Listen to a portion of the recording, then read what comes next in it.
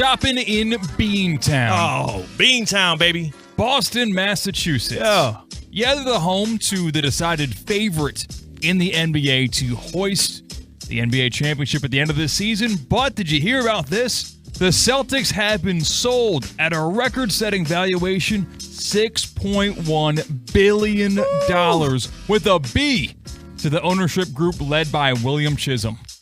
Oh, man. That's a lot of money. That's a lot of money.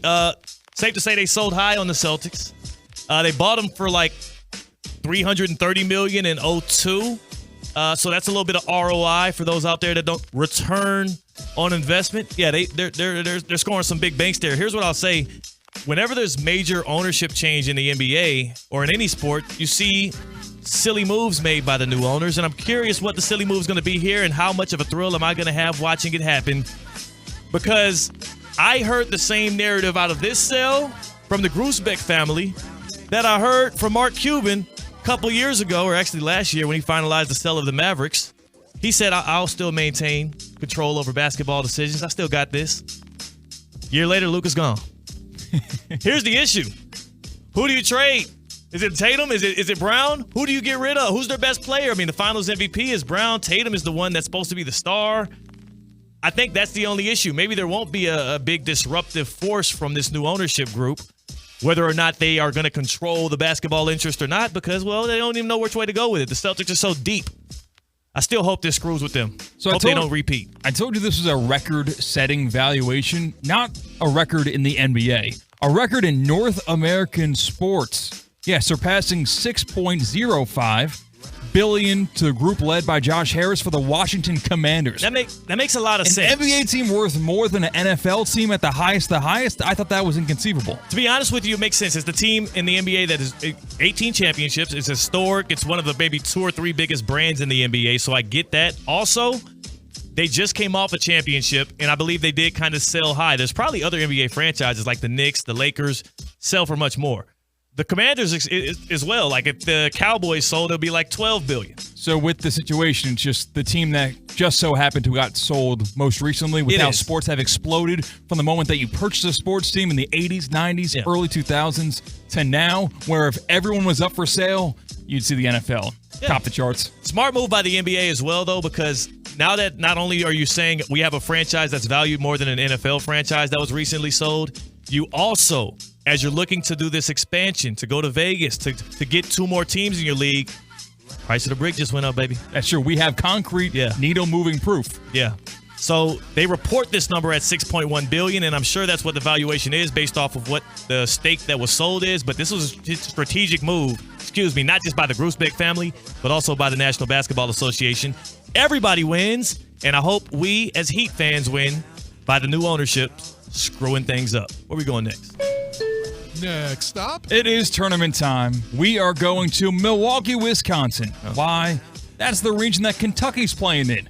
Did you hear about this? Kentucky head coach Mark Pope, his first season with the Wildcats, he's paying for the gas money of Big Blue Nation fans who make the trip to their tournament games. Yeah, there's actual emails that have been screenshot, posted, and admitted to where Mark Pope's assistant is asking for proof of tickets so that Pope can Venmo cash to those fans. And in the email, it says, make sure that they have no recruitable people that are going, so it's not under the table like that. No, he's trying to do it as legit as possible.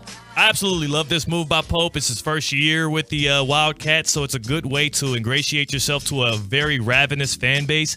If you have stepped foot in Lexington, Kentucky, and whether or not you do the Bourbon Trail and enjoy and bask in the great whiskeys they have there, one thing you will know is they are mad in Big Blue Nation about the Kentucky Wildcats. If he can make a little small run here, if he can keep this thing going in the absence of Calipari, he can become a legend, a god out there in Kentucky. Smart move by him. He gets paid $5 million for this first season with Kentucky.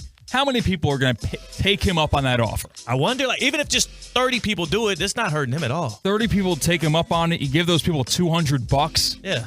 And that's like $1,500 for good PR? Bruh.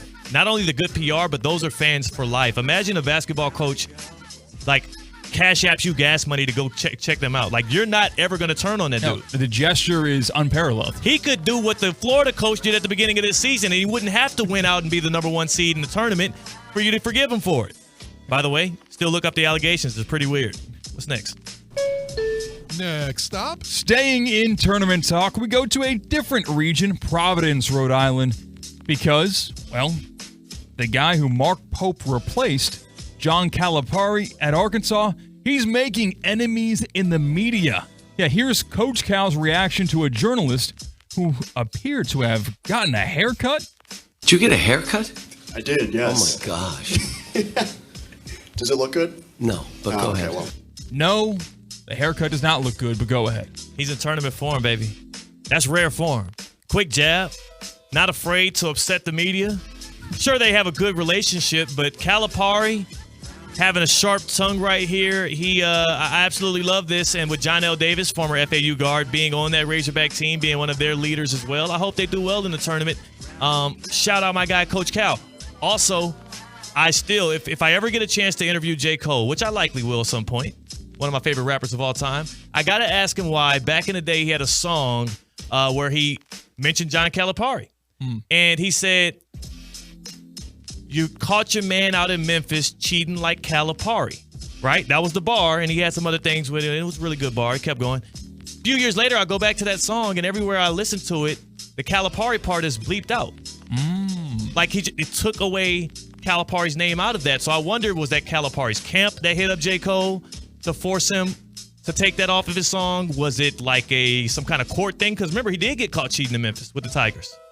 Oh, damn, are we going to lose this radio show now because I did that? Yeah, you can't bring it up. That's the unspoken. I'm giving you like the throat slash. Like, yeah, cut it. No. Don't mention John. So, have you ever been criticized for a haircut you've got? Like, you've criticized me on this show for a haircut I got one time. You said something about my mustache. You said I got it cut too thin. That's not true. You did that on the air. One of our, in the first 3 months of Theoretically Speaking, you, C-Cat, looked at me. Theo said, "Hey, hate your mustache." You remember that? I do remember it. I don't forget anything that has to do with my hair. That's one of the most cherished things for a black man. My hairline, I'm proud of. Remember when that guy commented on my YouTube channel video? That's true. Yeah, when we did that remote and said my hairline was receding. Yikes! I ran home. Started looking up fixes. So when you go to the barber now, like, just don't do the mustache thin. I get a little thicker, like a half centimeter thicker. Because of this guy, because C-Cat. Now I gotta be self-conscious about my damn mustache. I want people clowning me for my facial hair choices. I barely got any to start with. On the other side, the happy hour. Do we have Tina? We'll find out.